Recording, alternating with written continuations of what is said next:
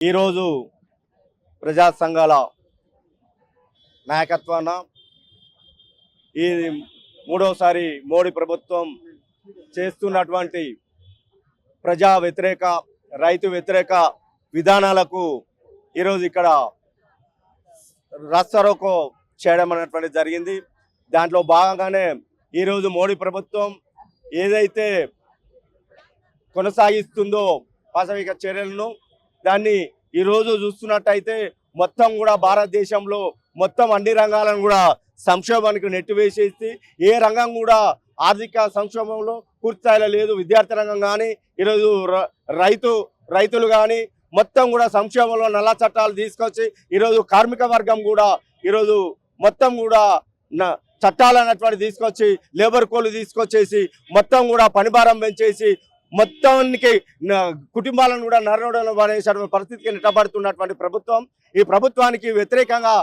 అన్ని భారతదేశ వ్యాప్తంగా ఈరోజు మొత్తం కూడా దేశంలో ఒక శాంతియుత పరిస్థితి నెలకొనాలన్నటువంటి పరిస్థితుల్లో ఏదైతే మోడీ ప్రభుత్వం ఎలక్షన్స్కు ముందు మొత్తం కూడా దేశంలో సస్యశ్యామల చేస్తా విద్యార్థులకు మొత్తం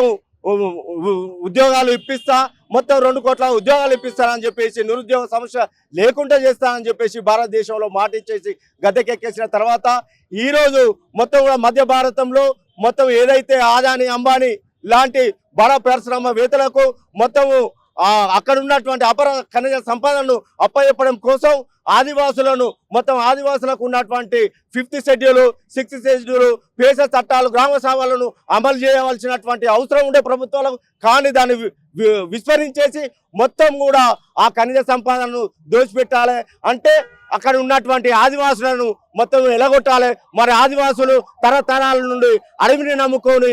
జీవిస్తున్నటువంటి ఆదివాసులను ఎలగొట్టడం కోసం వాళ్లకు అండగా ఉన్నటువంటి ఏదైతే భారత రాజ్యాంగంలో అమలుపరిచినటువంటి హక్కులను అమలుపరచాలన్నటువంటిది ఏదైతే నక్సల్స్ మావోయిస్టు ఉద్యమం వాళ్ళ కండగా కొనసాగుతుందో దాన్ని తుడిచిపెట్టాలన్నటువంటి ఉద్దేశంతో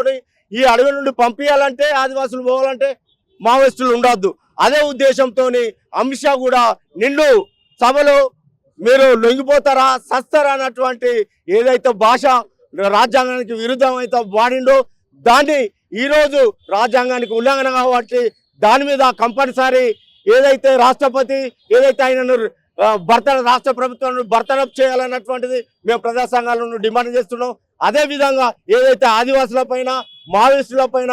ఏదైతే దమనకొండ కొనసాగుతుందో దాన్ని కూడా నిలిపివేయాలి. ఏదైతే ఆదివాసులకు ప్రయోజనాల కోసం మావోయిస్టులు కూడా కొంత విరమణ చేసేసి మేము కూడా ఆదివాసుల సమస్యలు భారతదేశంలో ఉన్నటువంటి ప్రజా సమస్యలను పరిష్కరించండి, మేము కూడా కాల్పుల విరమణ చేస్తాం, శాంతియుతంగా మేము చర్చలకు వస్తామని చెప్పేసినా కానీ దాన్ని విస్మరించేస్తూ వాళ్ళు చంపడమైనటువంటి దాంతో చేస్తూ ఇక్కడ మంత్రులు కూడా ఏదైతే తెలంగాణలో ఉన్నటువంటి మంత్రులు కూడా మరి ఏదైతే హామీ చేసినటువంటి బండి సంజయ్ కూడా ఒక మూర్ఖంగా కూడా ఈరోజు ఏదైతే కేంద్ర ప్రభుత్వం చేస్తున్నది సరి అయిందే మీరు సరెండర్ కానీ లేకపోతే చంపేస్తాము 2026 వరకు నక్సలైట్ లేకుండా చేస్తాం, ప్రశ్నించే గొంతులను లేకుండా చేస్తాం అన్నటువంటి మూర్ఖత్వంతో ఈరోజు మోడీ ప్రభుత్వం కొనసాగుతున్నటువంటి పరిస్థితికి ప్రజా సంఘాలుగా మేమందరం కూడా వ్యతిరేకిస్తున్నాం. భారతదేశంలో ఉన్నటువంటి ప్రజా సంఘాలు మేధావులు అందరూ కూడా వ్యతిరేకించి మావోయిస్టులతో శాంతి చర్చలు జరపండి, భారతదేశంలో శాంతిని కొల్పండి, మన దేశ పౌరులను మనం కాపాడుకోవాలి, చంపుకోవద్దు, ఇతర దేశస్తులను టెర్రరిస్టులను శాంతి చర్చలకు పోతున్నాం మోడీ మరి మన పౌరులతో ఎందుకు శాంతి చర్చలు జరపడం లేదు అన్నటువంటి దాన్ని కొనసాగుతున్నాం. ఇదే కాకుండా అనేక ఖనిజ సంపదల కోసం మణిపూర్ల సంఘటన కానీ ఎక్కడ చూసేసినా భారతదేశంలో ప్రశాంతత లేదు ఉన్నటువంటి పరిస్థితి, మొత్తం పసిపిల్లల కానుండి మొత్తం ఆడవాళ్ళు కూడా రోడ్డు మీద తిరిగినటువంటి పరిస్థితి కొనసాగుతుంది కనుక తప్పనిసరిగా మొత్తం ప్రజాస్వామ్యవాదులు అందరూ కూడా మోడీ ప్రభుత్వానికి వ్యతిరేకంగా ఏదైతే అమిత్ షా బర్తరఫ్ చేసేంత రాష్ట్ర ప్రభుత్వం బర్తరఫ్ చేసేంత వరకు కూడా మొత్తం ప్రజా సంఘాలు మొత్తం రోడ్డు మీదకి వెళ్ళొచ్చి ప్రజా ఉద్యమాల ద్వారానే ఈరోజు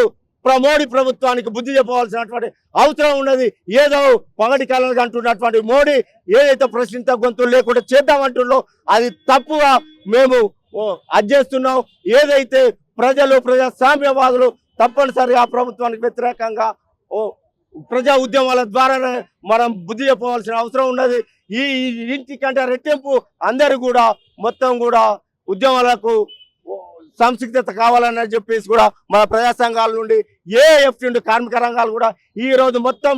44 కార్మిక చట్టాలను 4 లేబర్ కోడ్ల కుదించేసి మొత్తం కార్మిక వర్గాన్ని నడి రోడ్డు మీద తెచ్చేసి మొత్తం కూడా ఉన్న 5 లక్షల కంపెనీలు కూడా రోడ్డు మీద పడేసి ఆ కుటుంబాలను రోడ్డు మీద పడేసి దీన పరిస్థితిలో ఉన్నటువంటి పరిస్థితి ఈరోజు మోడీ ప్రభుత్వం కొనసాగుతున్న పరిస్థితి. ఏ రంగం కూడా ప్రశాంతత హక్కులతో జీవించే పరిస్థితి లేదు. జీవించే హక్కు కూడా కోల్పోతున్నటువంటి పరిస్థితి కనుక తప్పనిసరిగా మోడీ ఇప్పటికైనా అంశాలు ఇవన్నీ ప్రజా వ్యతిరేక విధానాలు మార్చుకోవాలి. లేకపోతే ప్రజలే మీకు బుద్ధి చెప్తారు. తెలంగాణలో ఉన్న బీజేపీ మంత్రులారా మీరు కూడా ఆలోచించండి ఒక్కసారి. ఏదైతే ఈ దమనకాండకు మీరు కూడా ప్రభుత్వంతో మీ ప్రభుత్వాన్ని ఆలోచింపజేసి శాంతి చర్చలకు మీరు సిద్ధం కాండి అని చెప్పేసి కూడా ఈ తెలంగాణ బీజేపీ మంత్రులు కానీ ఎంపీలు కానీ